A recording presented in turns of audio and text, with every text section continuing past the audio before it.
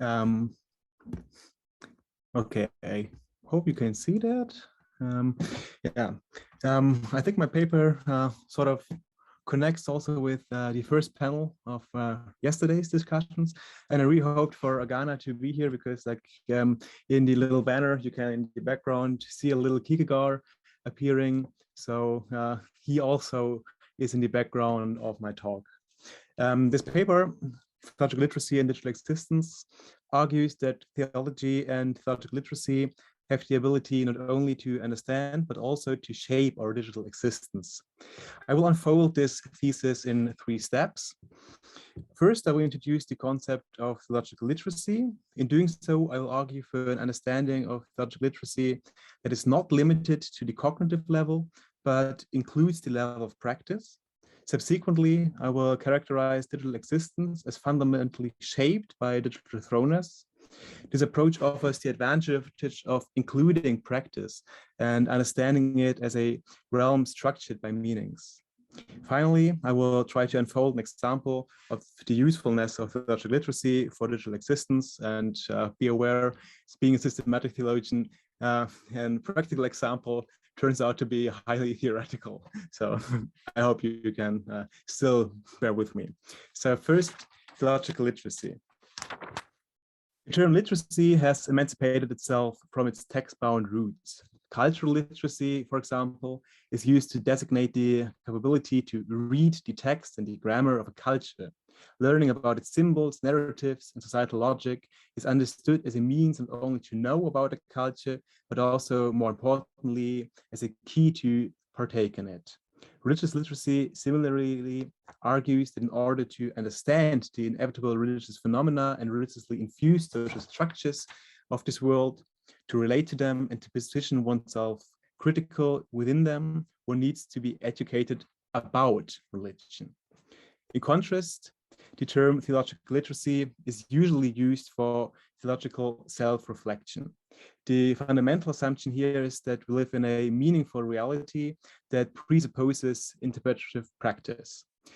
Theological literacy as a tool for reflection serves the goal of equipping interpretive practice with the necessary tools, using theological grammar and articulations. Rodney Peterson describes theological literacy as follows.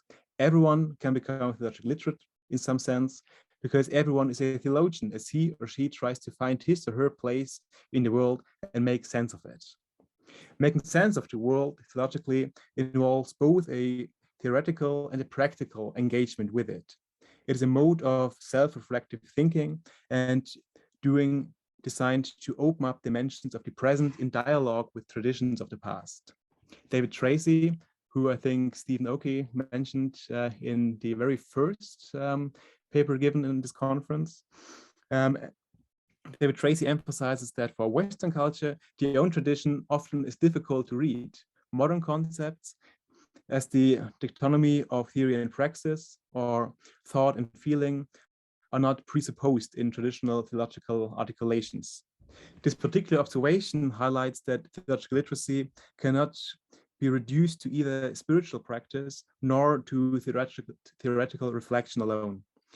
Theological literacy involves the knowledge of doctrinal articulations in relation to spiritual practice. It is not only about knowing what, but also about knowing how. Living theologically or becoming theologically literate means to be able to become more deeply aware and theologically attuned to the practices one is already involved in. Becoming aware of how one lives in the world can enable one to find his or her place in the world and make sense of it, as Peterson wrote. This should, of course, not mean that we should indiscriminately and uncritically relive all theological traditions. Theological literacy as a means of self-reflection and the reflection of spiritual practice explores and gives words to a more profound experience of reality. This implies a twofold critical element. On the one hand, theological traditions are applied to articulate the present. This active articulation opens up new possibilities and new meanings, and thereby yielding the potential to critically assess narratives, symbols, and imaginaries of the present. On the other hand, also our everyday practice should be seen as important critical assessment of traditions. some narrative symbols and imaginaries might not reflect current spiritual practice, and to some traditions we might today be strongly opposed. Therefore, this twofold critical stance should be seen as integral to theological literacy. To become theological literate is even more important for digital existence. In digitally co-determined life, relationships, interpretations, and imaginaries of the world are given to us that can profit from this awareness and from the articulations and interpretations of what life can mean or be. Digital existence and digital thrownness. The approach of working with the concept of digital existence therefore offers two advantages. On the one hand, it starts from the practical interdependence of people in the life world.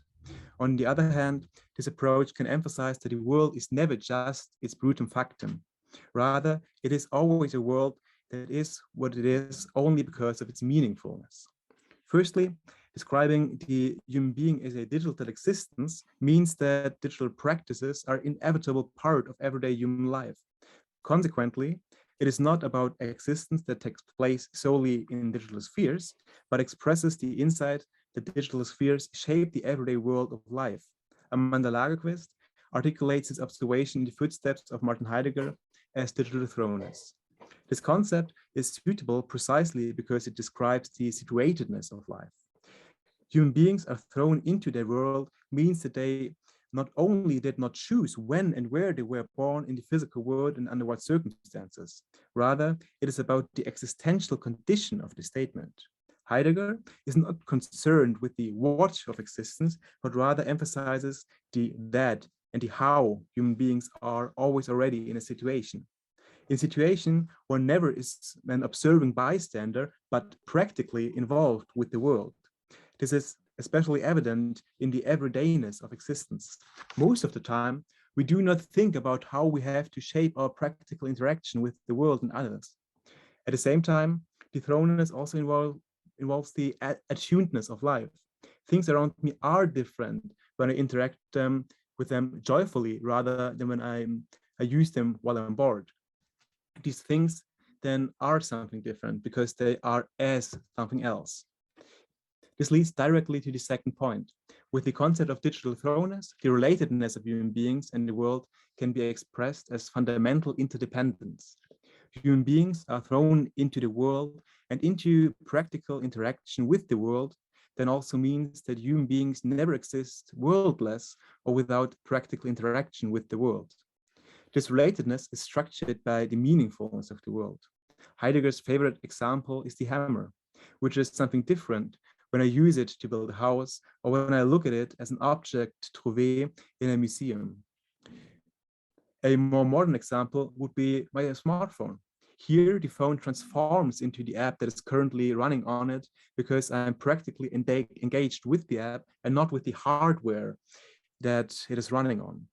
Especially when an app is not working, it is noticeable that in our everyday practical interaction with the world, we take this meaningful rationality for granted.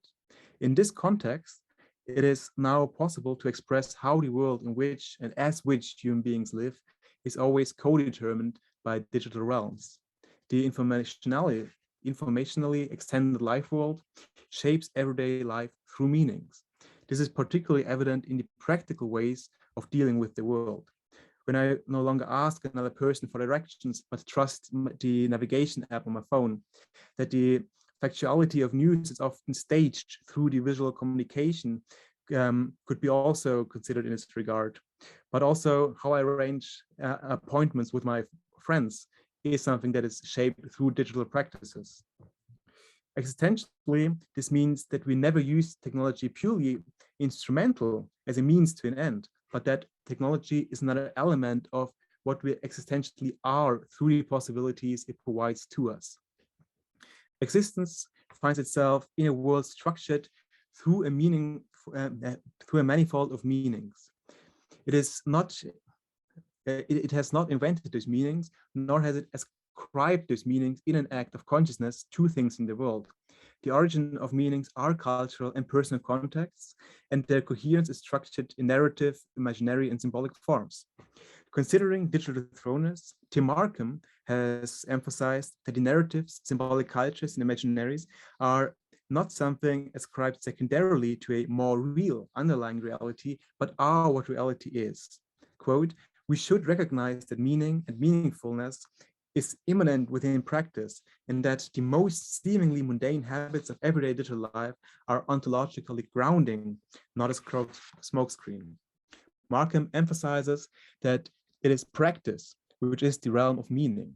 Existentially, digitally given narratives are equivalent to other societal sources of meaningfulness.